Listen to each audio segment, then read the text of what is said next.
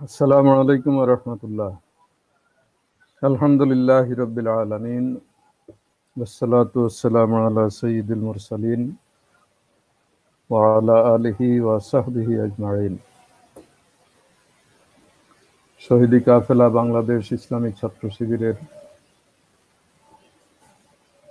উদ্যোগে আয়োজিত আজকের এই মহতী সিরাতুন নবী সাল্লাল্লাহু আলাইহি ইসলাম আলোচনা সভার জনাব সভাপতি, শহীদি কাফেলার কেন্দ্রীয় সভাপতি,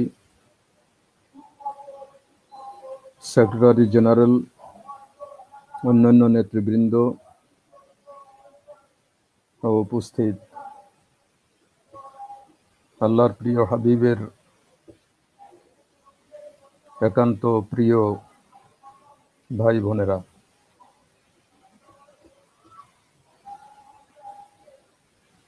একটি সর্বশ্রেষ্ঠ উদ্যোগ রাসূল পাকের সিরাতের আলোচনা। আল্লাহর নবী বলছেন, ইনদা যিকরুস সালিহিনা তানজিলুর রাহমা। নেক লোকদের আলোচনা যেই মজলিসে হয় সেখানে আল্লাহ তাআলার রহমত নাজিল হতে থাকে। মানব ইতিহাসে সর্বশ্রেষ্ঠ নেক এবং সব দিক থেকে পূর্ণাঙ্গ ইনসানে কামিল হচ্ছেন বিশ্ব মানবতার মহান শিক্ষক নবী মুহাম্মদ রাসূলুল্লাহ সাল্লাল্লাহু আলাইহি সাল্লাম, যার আলোচনায় মানুষ সহ সকল সৃষ্টি বরকত অনুভব করেন। আর আমরা সবচেয়ে বেশি সম্মানিত এই জন্যে যে আল্লাহ তাআলা আমাদেরকে শেষ নবী মুহাম্মদ রাসূলুল্লাহ সাল্লাল্লাহু আলাইহি সাল্লামের উম্মত হওয়ার তৌফিক দিয়েছেন। তিনি মানব জাতির জন্য আল্লাহ তাআলার পক্ষ থেকে রাহমাতুল লিল আলামিন, আর স্বয়ং আল্লাহ রাব্বুল আলামিন হচ্ছেন রব্বুল আলামিন। তার এই সার্বজনীন পরিচিতি তার জীবনের সকল কর্মকাণ্ডের মধ্যে আমরা দেখতে পাই। তার গোটা জীবনটাকে একটি মহাসাগরের সাথে তুলনা করা যায়, আর দুনিয়ার যত জ্ঞানী গুণী আছে তাদেরকে সে সাগরের এক বিন্দু পানির সাথে তুলনা করা যায়। এমন এক মহান রসুলের উম্মত আমরা হতে পেরেছি, আলহামদুলিল্লাহ। সারা জীবন তার জীবনের আলোচনা করলেও শেষ করার কোনো সুযোগ নেই। এত বিশাল বিস্তৃত জীবন হচ্ছে তার জীবন। এই জন্য একজন কবি বলেছিলেন যে দরি ওয়ার তা কিস্তি পেরু সুদ হাজার কে পয়দা না সুদ তখতায়ে বরকিনার। রাসূল পাক সাল্লাল্লাহু আলাইহি সাল্লাম হচ্ছেন জ্ঞান সমুদ্র। সমুদ্রের মধ্যে সারা জীবন যদি মানুষ কোনো কাঠ ভাসিয়ে দেয় তাহলে এই কাঠগুলো কিনারের খোঁজ পাবে না, কোথায় যে তরঙ্গমালায় হারিয়ে যাবে তার কোনো অস্তিত্ব খুঁজে পাওয়া যাবে না। ঠিক সে ধরনেরই হচ্ছেন নবী মুহাম্মদ রাসূলুল্লাহ সাল্লাল্লাহু আলাইহি সাল্লাম, জ্ঞানের সমুদ্র, আদর্শের উজ্জ্বল নক্ষত্র, মানবতা মনুষ্যত্বের দিশারি এবং লক্ষ্যভ্রষ্ট মানুষের সঠিক লক্ষ্যের সন্ধান দেয়া প্রীতি আদর্শ পুরুষ। সে কারণে আমরা সারা জীবন তার জীবনের আলোচনা করলেও সেটা শেষ করা যাবে না। বহু জ্ঞানী গুণী দার্শনিক ফিলোসফার দুনিয়া থেকে বিদায় নিয়েছেন, তাদের সকলের জ্ঞান একসাথ করলেও মুহাম্মদ রাসূলুল্লাহ সাল্লাল্লাহু আলাইহি ওয়াসাল্লামের জ্ঞানের সাথে সামান্যটুকু তুলনা করার সুযোগ নেই। তার জীবনের অগণিত দিক এবং বিভাগের মাঝে তার প্রশিক্ষণ পদ্ধতিটা আজকে এখানে সংক্ষিপ্ত আকারে আলোচনার জন্য শিবির নেতৃবৃন্দ বলেছেন। আমি সেদিকেই দৃষ্টিপাত করতে চাই।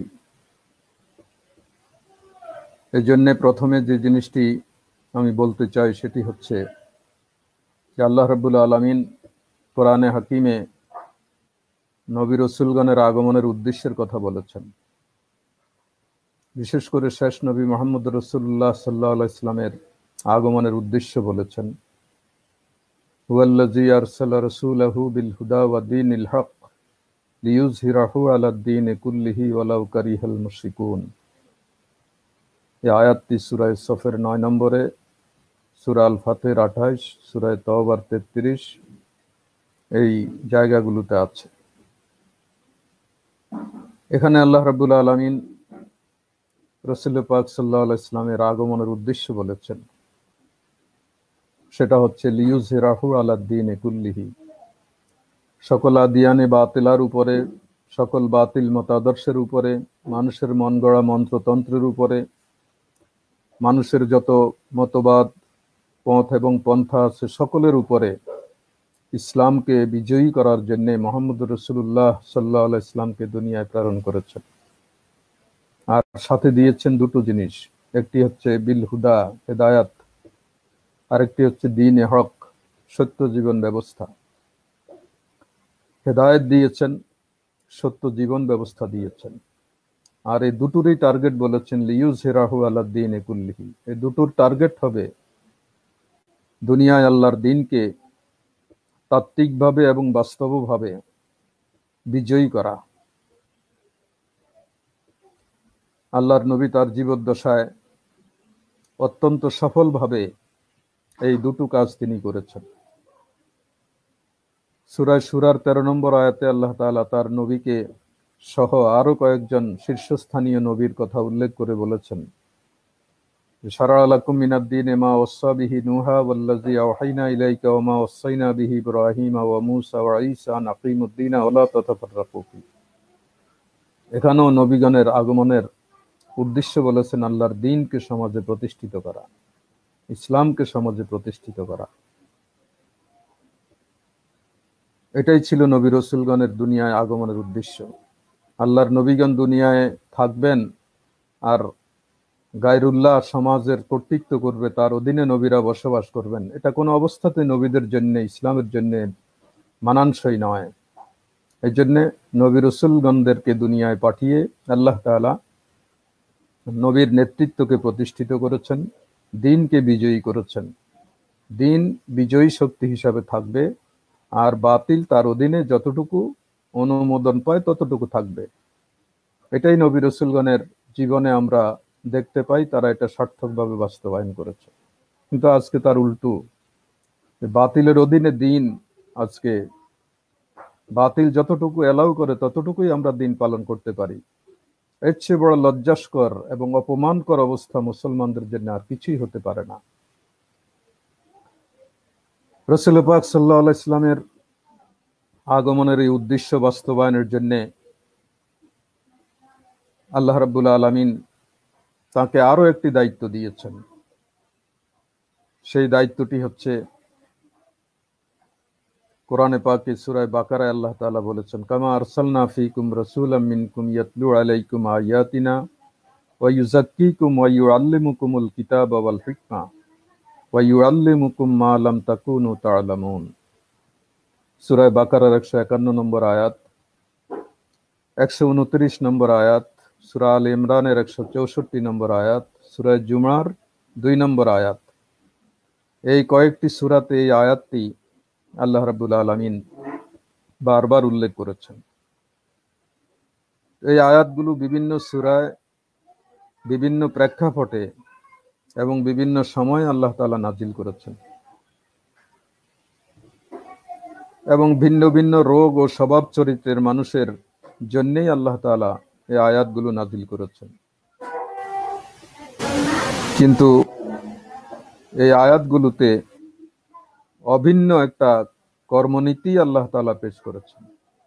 সব রোগ, সব স্বভাব চরিত্রের মানুষের প্রতিবিধানে আল্লাহ রাব্বুল আলামিন যে অভিন্ন কর্মসূচি এখানে পেশ করেছেন সেটা হচ্ছে যে ইয়াতলু আলাইকুম আয়াতিনা,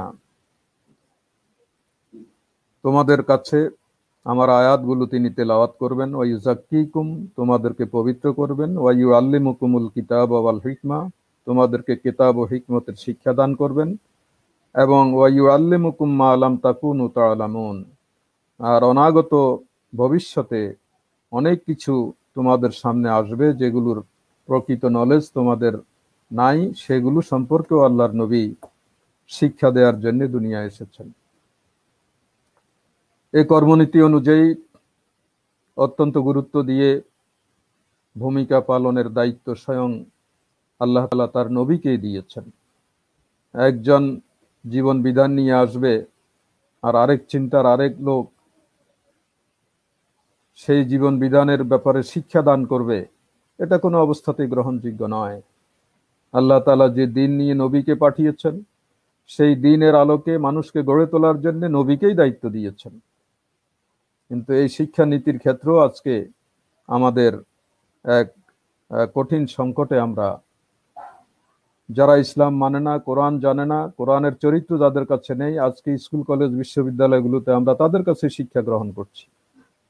এটা শিক্ষার সুন্নত তরিকা নয়, কিন্তু দুর্ভাগ্যজনক যে আমরা এটার পরিবর্তন করতে পারছি না।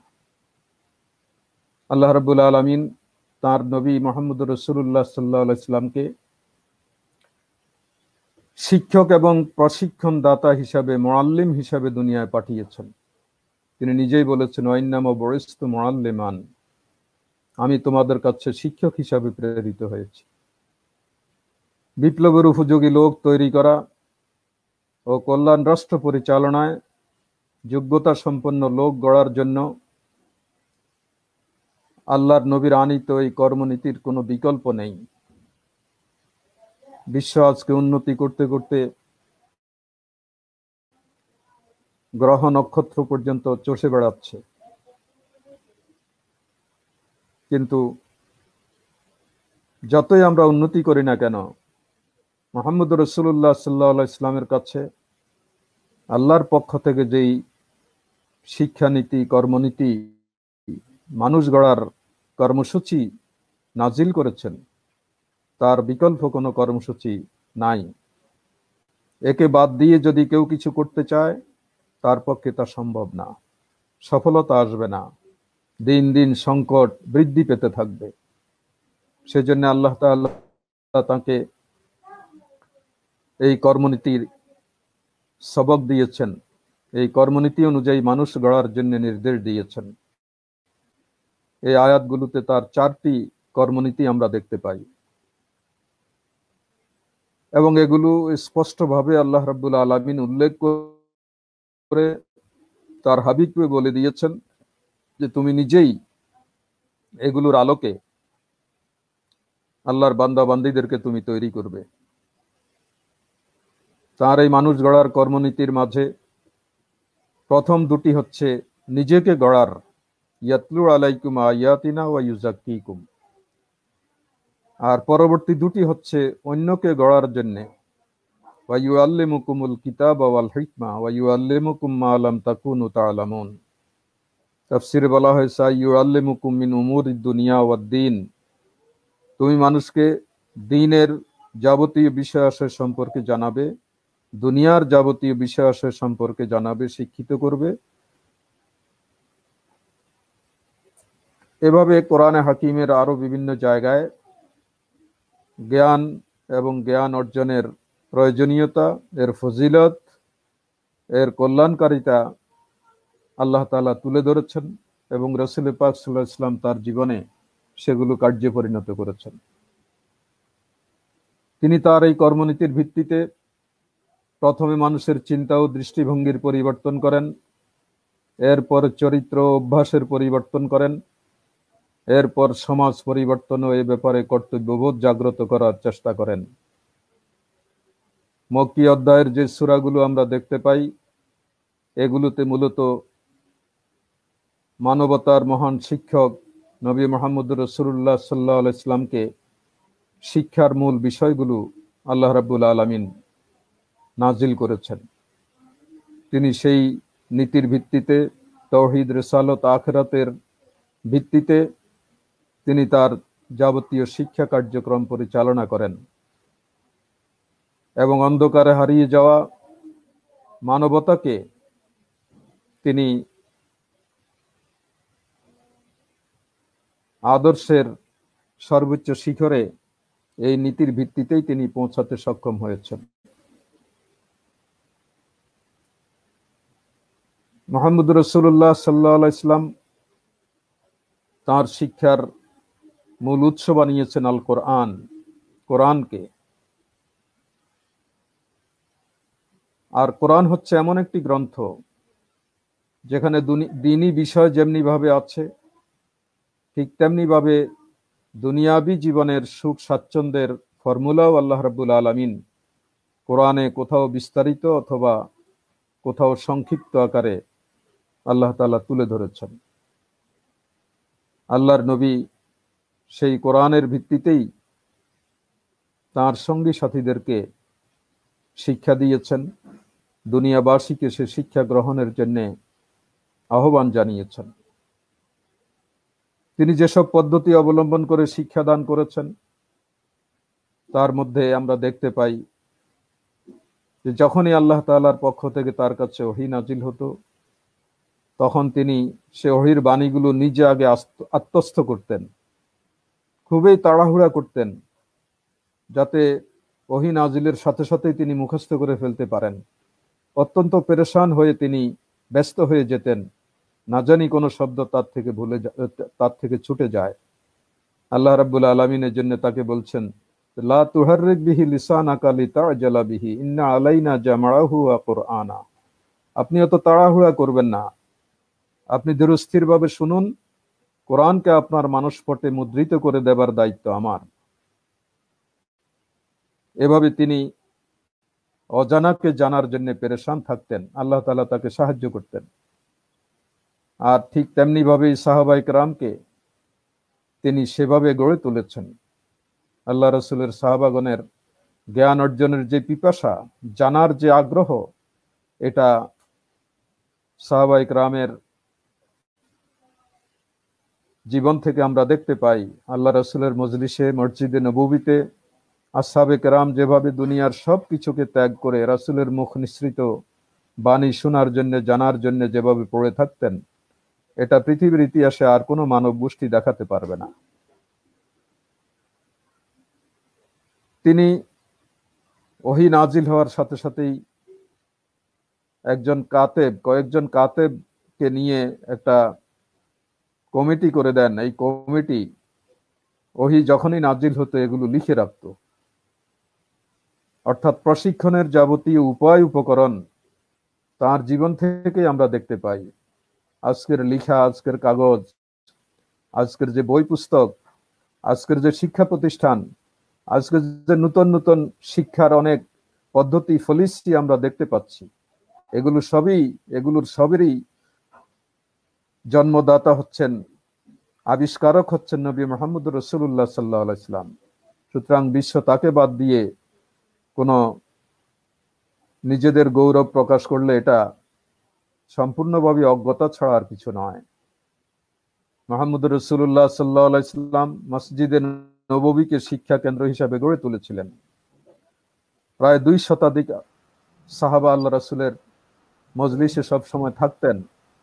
তাদেরকে আসহাবে সোফা বলা হতো।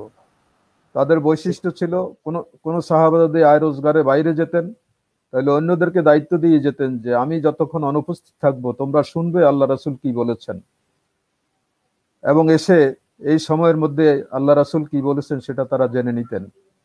এভাবে আসহাবে সোফার লোকদের জ্ঞান অর্জনে, আল্লাহ রাসূল থেকে শিক্ষা গ্রহণে তাদের পেরেশানি আমরা দেখতে পাই। সাহাবাগণ কোরআন ছাড়াও রাসূলের সকল বাণী মুখস্থ করে রাখতেন। যারা লেখাপড়া জানতেন তারা গোপনে লিখে রাখতেন, কারণ আল্লাহ রাসূল বলেছিলেন যে ওহী লেখা ছাড়া আর কোনো কিছু লেখা যাবে না। এই জন্যে প্রকাশ্যে ওহী লেখা হতো, আর আল্লাহ রাসূলের সাহাবাগণ ব্যক্তিগতভাবে রাসূলের বাণীগুলোকে তারা মুখস্থ রাখতেন এবং তারা এগুলোকে যারা লেখাপড়া জানতেন তারা লিখে রাখতেন। মুহাম্মদ রাসূলুল্লাহ সাল্লাল্লাহু আলাইহি ইসলামের ছাত্রদের প্রথম ব্যাচই হচ্ছে আসহাব সুফফা। সেখানে আল্লাহ রাসূল সরাসরি তাদেরকে ডাইরেক্ট শিক্ষা দিতেন, ইনডাইরেক্ট নয়, সরাসরি শিক্ষা দিতেন। আল্লাহ রাসূল বদর যুদ্ধে বন্দীদেরকে মুক্ত করার শর্ত হিসাবে শিক্ষাকে ঘোষণা করেছিলেন যে বন্দীরা যদি মুসলমানদেরকে অক্ষর জ্ঞান দান করে তাহলে তাদেরকে মুক্ত করে দেয়া হবে। এটা তার শিক্ষার একটা পদ্ধতি ছিল। তিনি ইলমে দ্বীনের কোনো কিছুই গোপন করেননি, কারণ দ্বীনের ইলম গোপন করা পাপ, এবং সাহাবায়ে কেরামদেরকেও গোপন করতে দেননি। কোন সময়ে হিকমতের কারণে কোনো বক্তব্য আল্লাহ রাসূল সাহাবাদেরকে বলছেন যে এটা এখন প্রকাশ করবে না। সেই সাহাবা দেখা গেছে যে মৃত্যুর প্রাককালে ইলম গোপনের অপরাধে অপরাধী হবে এই ভয়ে সেই বাণীটি প্রকাশ করে গিয়েছেন। এভাবে তিনি কোনো ইলম গোপন করেননি, তার সাহাবীগণও কোনো ইলম গোপন করেননি। যা সত্য আল্লাহর কাছ থেকে যা এসেছে হুবহু তাই অপরের কাছে পৌঁছাই দেওয়া, এটা ছিল তাদের দায়িত্ব। ফালিয়ুবাল্লিগিশ শাহিদুল গায়বা। আজকে যারা উপস্থিত দ্বীনকে ধারণ করছো, অনাগত ভবিষ্যতের লোকদের কাছে, ভবিষ্যৎ প্রজন্মের কাছে সেটাকে হুবহু পৌঁছাই দেবে, এটা তার দায়িত্ব ছিল। তিনি যা শিক্ষা দিতেন আগে তার নিজে আমল করতেন, এটা ছিল তার জীবনের সবচেয়ে শ্রেষ্ঠ দিক। মিষ্টি খাবার গল্প আমাদের সকলেরই জানা আছে। একটা শিশুকে নিয়ে তার পিতা এসেছিল রাসূলের দরবারে, ইয়া রাসূলুল্লাহ, আমার সন্তান বেশি মিষ্টি খায়, কি করব? আল্লাহ রাসূল বললেন যে কয়েকদিন পরে আসো। তিনি এই কয়েকদিন মিষ্টি খাওয়া বন্ধ করে দিয়েছিলেন, একেবারেই কমাই দিয়েছিলেন। এরপরে বাচ্চা যখন আসলো তখন তাকে মিষ্টি যাতে কম খায় সে উপদেশ দিলেন। আর আমরা তো আজকে আমল না করেই উপদেশ দিতে দিতে আমাদের মুখে ফেনা ছুটে যায়। সুতরাং আমাদেরকে কথা এবং কাজের মিল এখান থেকে খুঁজে নিতে হবে। লিমা তাকুলুনা মা লা তাফআলুন। কেন তোমরা ওই সমস্ত কাজ করো যেটা কার্যে পরিণত করো না? এটাই হলো ইসলামের সবচেয়ে বড় বিজ্ঞান, এটাই হলো সবচেয়ে বড় সায়েন্স, সবচেয়ে বড় প্রযুক্তি। কোরআনে পাকের এই আয়াতের মধ্যেই সবকিছু নিহিত আছে। আজকে সাধারণ একটা জুম সম্মেলনে বা অনলাইন সম্মেলনে আমরা যদি ঢুকতে চাই তাহলে একটা ইমেল নাম্বার আছে, একটা পাসওয়ার্ড আছে, এটা দিয়ে আমরা ঢুকি। এই ইমেল এবং পাসওয়ার্ড এটা হচ্ছে জ্ঞান। আর এটা দিয়ে যদি আমি প্রোগ্রামে ঢুকতে চাই তাহলে হুবহু এটাই শো করতে হবে। এর মধ্যে একটা বিন্দু যদি বাদ যায় তাহলে আমি আর এই সম্মেলনে যুক্ত হতে পারছি না। তাহলে জ্ঞান এবং সে অনুযায়ী আমল, এই বিষয়টি আজকের বিজ্ঞানও শতভাগ সত্য বলে তুলে ধরেছে। এবং এটাই আজ থেকে ১৫০০ বছর পূর্বে আল্লাহ তাআলা তার নবীকে জানিয়ে দিয়েছেন, লিমা তাকুলুনা মা লা তাফআলুন। কেন সে সমস্ত কথা বলো যেটা কার্যে পরিণত করো না? কারণ এই চরিত্র দিয়ে মানুষ কোনো রেজাল্ট পাবে না, কোনো ফল পাবে না। যেভাবে একটা শব্দ, একটা বিন্দু বেশকম হলে আমি অনলাইন সম্মেলনে ঢুকতে পারছি না, ঠিক তেমনি ভাবে কোরআনের একটা সূত্র, একটা শিক্ষা যদি কেউ তার জীবন থেকে বাদ দিয়ে দেয় তাহলে সে কাঙ্ক্ষিত রেজাল্ট পাবে না, কাঙ্ক্ষিত সাফল্য পাবে না। সে অন্য চরিত্র ধারণ করবে। কথায় কাজে মিল না থাকলে যাকে বলা হয় মুনাফিক, এই ধরনের একটি চরিত্র ধারণ করবে। এবং এই জাতীয় লোকদের দুনিয়াতেও সফলতা নেই, পরকালেও সফলতা নেই। এই জন্য হযরত হাসান রাদিয়াল্লাহু তাআলা আনহু বলেছেন, কালা আল ইলমু ইলমান, ইলম দুই ধরনের। ফাইলমুন ফিল কলবে, একটি ইলম হচ্ছে অন্তরের ভিতরের, ফাযালিকা ইলমুন নাফিউন, এটাই হচ্ছে উপকারী জ্ঞান। যে জ্ঞান মানুষের হৃদয়ে একবার স্থান করে নেয় এবং তার হৃদয় থেকে শুরু করে তার গোটা সত্তাকে যে জ্ঞান আলোড়িত করে, সেটাই তার কর্মময় জীবনকে আলোকিত করতে পারে। আর আরেকটি ইলম হচ্ছে ইলমুন লিসান, মুখের জ্ঞান, ফাযালিকা হুজ্জাতুল্লাহ আযজা ওয়া জাল্লা, আর এটা হচ্ছে বনি আদমের বিরুদ্ধে আল্লাহর পক্ষ থেকে একটা দলিল, যেটা তার মুখ পর্যন্তই থাকে, হৃদয়ে এটা পৌঁছে না। মুখে অনেক কথা, আমরা অনেক বক্তব্য দেই, অনেক নসিহত করি, কিন্তু এটা নিজের জন্য নয়। আতামুরুনা নাসা বিল বিররি ওয়া তানসাউনা আনফুসাকুম, অন্যের জন্য উপদেশ, নিজকে ভুলে গিয়ে। এটা মুহাম্মদ রাসূলুল্লাহ সাল্লাল্লাহু আলাইহি ওয়াসাল্লামের শিক্ষার প্রশিক্ষণের বৈশিষ্ট্য নয়। এই জন্য আমরা যারা এই জমিনে আল্লাহর দিন কায়েম করতে চাই, আমাদের গোটা চরিত্রটাকে দিনের বাস্তব প্রতিচ্ছবি বানাতে হবে। আমরা এক সময় যখন সঙ্গ করতাম, তখন ছাত্র শিবিরের সদস্যদেরকে শিল্পী বলা হতো। কেন বলা হতো?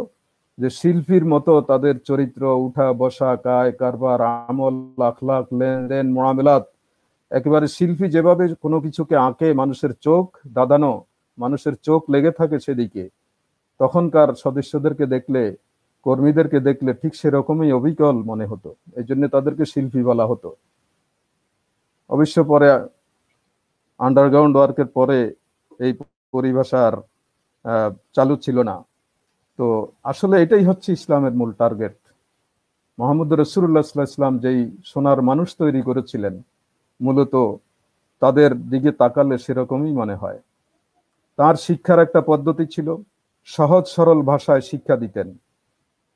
কোনো পাণ্ডিত্য প্রকাশের জন্য ভাষা ব্যবহার করে তিনি কোনো মানুষকে নসিহত করতেন না।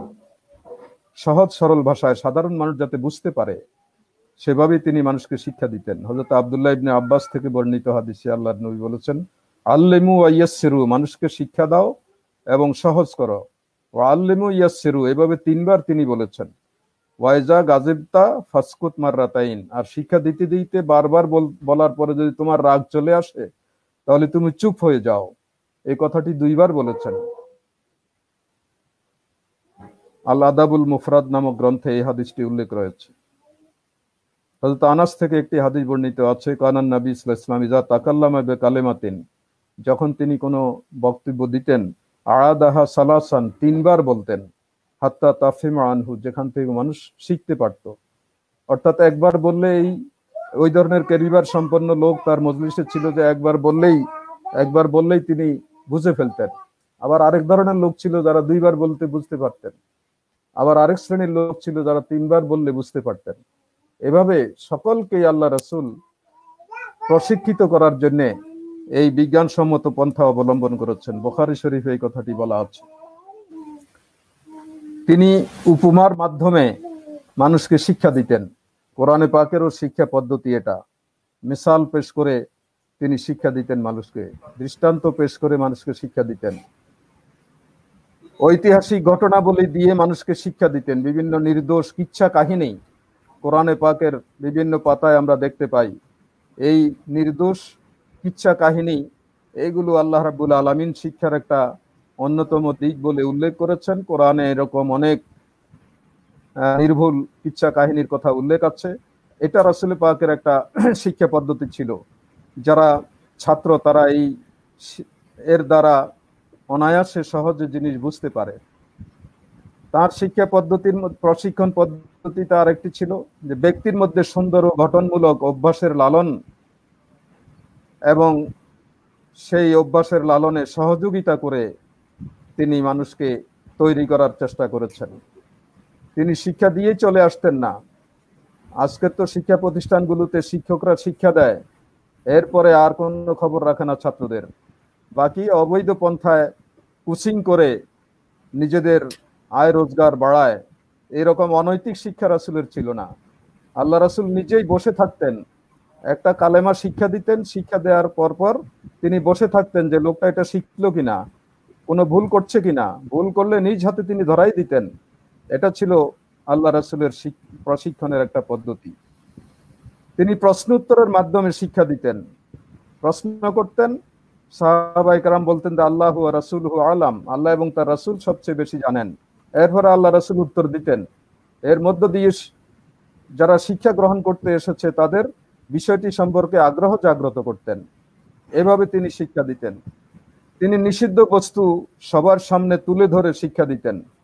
যেমন হযরত আলী বলেছেন, রাসূলুল্লাহ সাল্লাল্লাহু আলাইহি ওয়াসাল্লাম তার বাম হাতে রেশম এবং ডান হাতে স্বর্ণ ধরে দুই হাত উঁচু করে বললেন, এই দুটো জিনিস আমার উম্মতের পুরুষদের জন্য হারাম, তবে নারীদের জন্য এগুলো হালাল। আবু দাউদ শরীফ কিতাবুল লিবাসে এটা বলা হয়েছে। অর্থাৎ কোনো জিনিসকে নিষিদ্ধ করলে বা সেটা যদি সিদ্ধ হয় তাহলে সেটা তুলে ধরে এটা দেখাই তিনি আল্লাহ মানুষকে শিক্ষা দিতেন। আজকের বিজ্ঞানাগারে যেই ডেমনস্ট্রেশন দেওয়া হয় বিজ্ঞানের ছাত্রদেরকে, এটা তার এখান থেকেই পাওয়া গেছে। সবকিছু সেখানে ইয়েতে আছে, বিজ্ঞানাগারে আছে, সেগুলো দেখিয়ে ছাত্রদেরকে শিক্ষা দেওয়া হয়। কিভাবে মানুষ কাটতে হবে ডাক্তারদেরকে শিক্ষা দেওয়া হয়, কিভাবে অপারেশন করতে হবে শিক্ষা দেওয়া হয়, কোন অঙ্গের কি অবস্থা এগুলো শিক্ষা দেওয়া হয় দেখাই। এটা আল্লাহ রাসূলই জন্ম দিয়েছেন, এটা তার কাছ থেকেই আমরা পাই। তিনি কোনো বিষয় বা ঘটনায় চুপ থেকে শিক্ষা দান করতেন।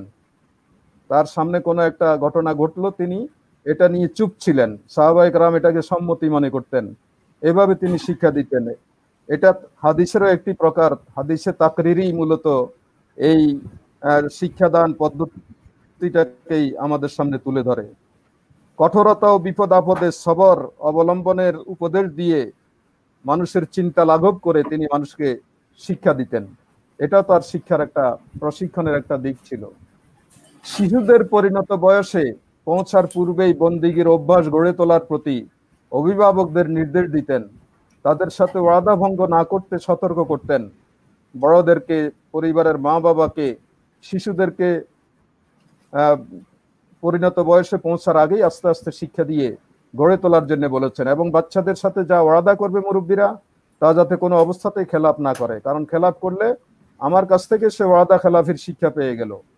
এভাবে আল্লাহর নবী শিশুদেরকে, তরুণদেরকে শিক্ষার মডেল রেখে গিয়েছেন। মানুষের মধ্যে তাকওয়া সৃষ্টি তার প্রশিক্ষণের মৌলিক লক্ষ্য ছিল। তার গোটা শিক্ষা ব্যবস্থার মূল লক্ষ্য ছিল মানুষের মধ্যে তাকওয়া সৃষ্টি করা। কারণ তাকওয়াবিহীন কোনো ইবাদত আল্লাহ তাআলা কবুল করবেন না, এবং তাকওয়াবিহীন কোনো ইবাদতের মধ্যে কোনো সওয়াব পাওয়া যাবে না।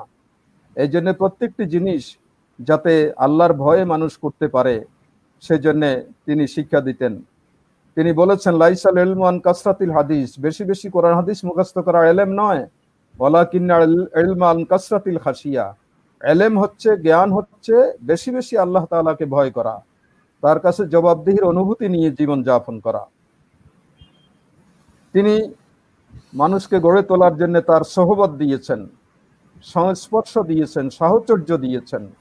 এটা প্রশিক্ষণের একটা অন্যতম পদ্ধতি, যার কারণে তার জীবদ্দশায় লক্ষ লক্ষ সাহাবী আল্লাহ রাসূলের সোহবত পেয়েই সাহাবী হয়েছেন।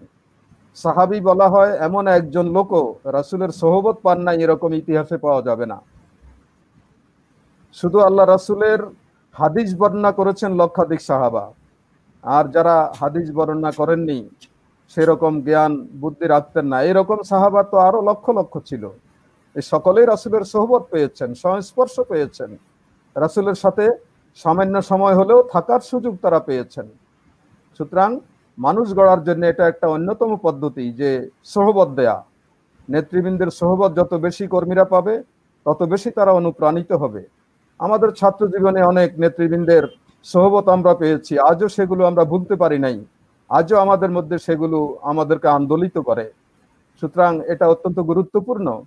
এই জন্য লিডারদেরকে উন্নত আদর্শের অধিকারী হতে হবে, তাহলেই অন্যরা আমাদেরকে মনে রাখবে, আমরা অন্যদেরকে সোহবত দিয়ে তাদেরকে গড়ে তুলতে পারবো। তার শিক্ষার মধ্যে ভ্রাতৃত্ব, সৌহার্দ্য, সম্প্রীতি, ভালোবাসা, এগুলো অন্যতম মৌলিক দিক ছিল। এগুলোর তালিম তিনি দিতেন, এবং আল্লাহ তাআলাও তাকে তালিম দিয়েছেন। ইজ কুনতুম আদাআন ফাআল্লাফা বাইনা কুলুবিকুম ফাআসবাহতুম বিনি'মাতিহি ইখওয়ানা। নবী পাঠিয়ে, কোরআন পাঠিয়ে আমি তোমাদেরকে এমন অবস্থায় শিক্ষা দিলাম যখন তোমরা পরস্পরের দুশমন ছিলে, আর এই দুই আদর্শের মাধ্যমে তোমরা ফাআসবাহতুম বিনি'মাতিহি ইখওয়ানা, তোমরা আল্লাহ তাআলার অনুগ্রহে ভাই ভাই হয়ে গেলে। আজকের শিক্ষা প্রতিষ্ঠানগুলোর দিকে আমরা তাকালে দেখা যায় যে সেখানে অস্ত্রের ঝঞ্ঝারণি, সন্ত্রাস, বিভিন্নভাবে পরস্পরকে অপদস্থ করা, একে অপরের বিরুদ্ধে আক্রমণ করা, ছাত্র শিক্ষকে মারামারি, বিভিন্ন ধরনের অনাকাঙ্ক্ষিত ঘটনা, এগুলো রাসূলের শিক্ষা ছিল না। রাসূলের শিক্ষাই ছিল দুশ্মনী এবং দূরত্ব দূর করা, আর মানুষের মধ্যে পারস্পরিক সম্পর্ক, ভ্রাতৃত্ব, সৌহার্দ্য, ভালোবাসা, এগুলোকে নিশ্চিত করা। এই শিক্ষা আজকে নাই বিদায় আজকে গোটা দুনিয়াটা যুদ্ধের ক্ষেত্রে পরিণত হয়েছে। তার শিক্ষা যারা পেয়েছেন, তার কাছ থেকে যারা শিক্ষিত হয়েছেন, তার সোহবত তারা পেয়েছেন, তাদেরকে কোরআনে আল্লাহ তাআলা বলেছেন উলাইকা হুম খায়রুল বারিয়া, তারা মানব জাতির ইতিহাসে সর্বোত্তম মানুষ, সর্বশ্রেষ্ঠ মানুষ। তারা ইনসানে কামেল ছিলেন, তারা ছিলেন মানবতার জন্য এক একটি ধ্রুব তারা, তারা ছিলেন মানবতার দিশারি, মানবতার পথ প্রদর্শক। এই জন্য তিনি নিজেই বলে গিয়েছেন খায়রুল কুরুনে কারনি, আমার পরে উত্তম যোগ হচ্ছে সাহাবায়ে কেরামের যোগ, সুম্মাল্লাযিনা ইয়ালুনাহুম, এরপরে তাবেঈনদের যোগ, সুম্মাল্লাযিনা ইয়ালুনাহুম, এরপরে তাবেঈনদের যোগ। অর্থাৎ এই যোগে যেই সোনার মানুষ তিনি তৈরি করেছিলেন, মানব জাতির ইতিহাসে আর কোনোদিন সেই যোগ হয়তো নাও আসতে পারে।